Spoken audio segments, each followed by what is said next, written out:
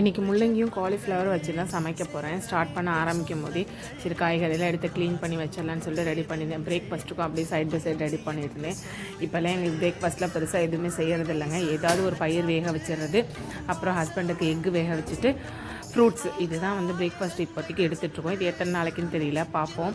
பாப்பாவுக்கு மட்டும் தனியாக ரவா கிச்சடி பண்ணியிருந்தேன். கேரட்டு பீன்ஸு எல்லாமே போட்டு ரவா கிச்சடி பண்ணியிருந்தேன். எங்களுக்கு கொஞ்சம் பழைய சாதம் இருந்துச்சு, அதை கரைச்சி குடிச்சிட்டு பயிர் சாப்பிட்டு பிரேக்ஃபாஸ்ட் வேலையை முடிச்சாச்சு. லஞ்சுக்கு முள்ளங்கி சாம்பார், அதுக்கப்புறம் ரசம், காலிஃப்ளவர் பொரியல் பண்ணியிருந்தேன். சரி இன்றைக்கி கீரை நல்லா இருந்தது அம்மா வீட்டு மரத்தில்.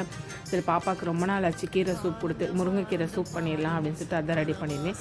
இந்த ஹேர் கேர்லாம் பண்ணி ஒரு 2-3 இயர்ஸே இருக்கும்.